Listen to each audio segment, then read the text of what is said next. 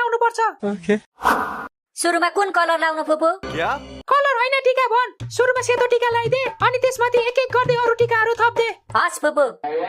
ओइ मुतुई टीका लाउने बेला चाहिँ नमुतै। हेर्नु न बाबा फेरि मुतुई भन्छ। नजिस्कन बहिनीलाई टीका लाउनु दे।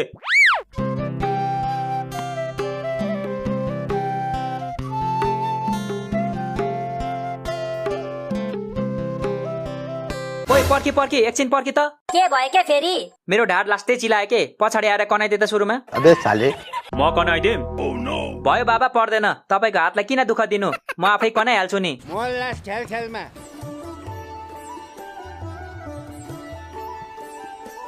ला मोज गर। ला त पनि मोज गर। फेरि रुमाल म चाहिँ हरेक वर्ष पैसा बढाएर दिन्छु अनि त चाहिँ जहिले मलाई रुमाल मात्र दिन्छस् यो भएन है बाबा। त सिगानेलाई रुमाल नदिएर के दिनु त? गजब बेइज्जती है। म पनि सानोमा रुमाल नै दिन्थे नि तपाईलाई थाहा छ नि दाजु। थाहा छ नाकभरि सिगान चाहिँ तैँले बोकेर हिँड्थिस् अनि रुमाल चाहिँ मलाई दिन्थिस् होइन त? अनि तपाईले चाहिँ फुपूलाई कति रुपियाँ दिनुहुन्थ्यो नि?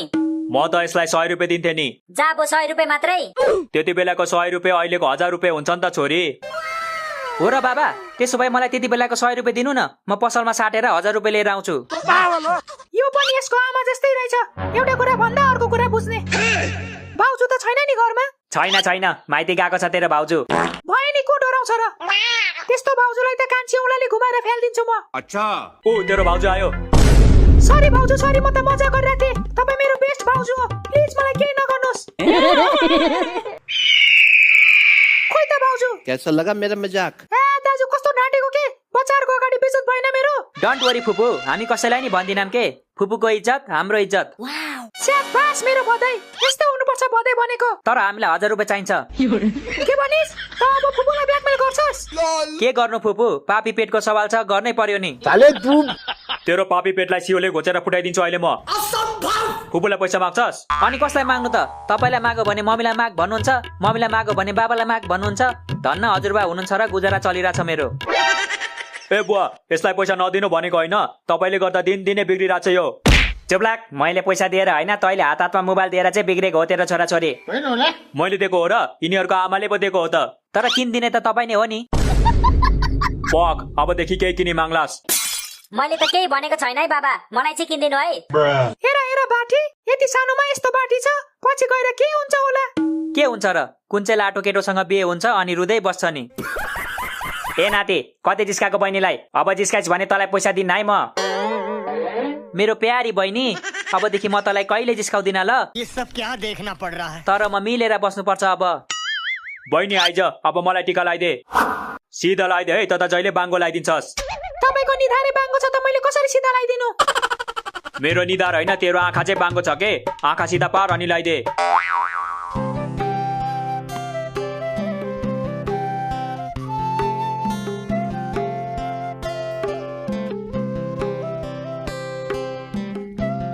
लिनुस् बहिनीको उपहार। त्यही राख्दे। ला तँलाई दक्षिणा। 3000 ले त 10-12 ठाउँमा टीका लाउन सकिन्छ त बाबा। यति धेरै पैसा किन दिनु भएको फुपूलाई? चुप्लाक तेरो फुपू मेरो एउटा मात्र बहिनी हो त्यसैले दिएको। अनि म पनि यसको एउटा मात्र बहिनी हो त बाबा यसले त मलाई 3000 दिँदैन त। तिमीहरू अहिले सानै छौ नि त छोरी। पछि तिम्रो दाजु कमाउने हुन्छ अनि दिन्छ नि तिमीलाई पनि 4-5 हजार। दिन्छु 4-5 हजार। मैले यसको ऋण खाएको छ र हरेक वर्ष 4-5 हजार दिनु यसलाई। हेर बोलेको बहिनीले त्यस्तो भन्छन्। ए दाजु यो निकै फटा हुँदैछ है त लाउनु यसलाई। अच्छा तपाईको छोरा पनि सज्जन छैन ल। म भन्दा 10 गुणा फटा छ तपाईको छोरा त झन्। चुप्लाक मलाई थाहा हुँदैन मेरो छोरा कस्तो छ भनेर। त भन्दा धेरै बलात्कार छ मेरो छोरा। हो रहेछ त्यही भएर पो जहिले गर्ल्स टोयलेटमा भेटिँदो रहेछ।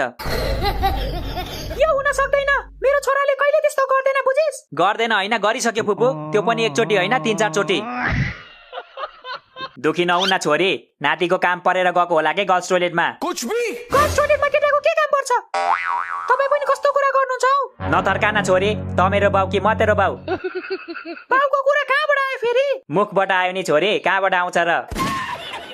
भयो म अब बोल्दिन। त्यसो भए घर जानु न त फुपू यहाँ मूर्ति भएर के बस्नुहुन्छ? ओइ भात मारा तँलाई मैले पिट्नै पर्ने हो के भनेको त्यो फुपूलाई? मैले के गलत भनेर बाबा? यहाँ चुप लागेर बस्नु भन्दा घर फर्केको ठिक होइन र? हैन मेरो फुपू कहीँ जानुहुन्न म सँगै बस्नुहुन्छ। तँलाई फुपूको त्यस्तो माया लाग्छ भने जान त फुपूसँगै जान्छु त तँलाई के भयो गइहाल्न त अहिले नै अहिले नै किन जानु मलाई जतिखेर मन लाग्छ त्यतिखेर जान्छु नि यो दाजु र बहिनी झगडा गरेको देखेर त मलाई तिमीहरूको पो याद आयो हामी पनि यसरी नै झगडा गर्थ्यौँ है बुवा झगडा होइन तिमीहरू त रेस्लिङ खेल्थ्यौ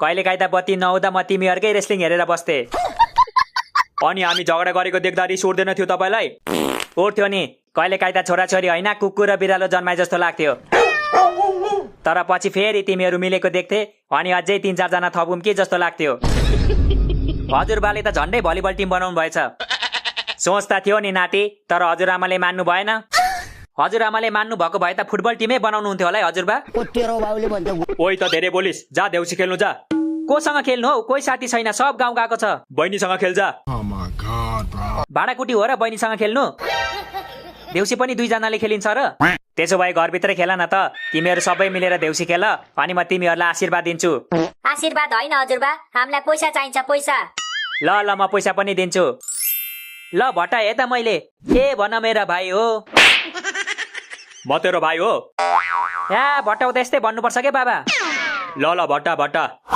ए भन मेरा भाइ हो देउसी रे ए राम्ररी भन देउसी रे ए स्वर मिलाइकन देउसी रे ए जोर लगाइकन देउसी रे ए अझै भन देउसी रे ए अहिले भन देउसी रे ए तुरुन्तै भन देउसी रे ए भन न भन देउसी रे ए छिटो भन ल तेरो देउसी रे सैया यसरी बटाइन्छ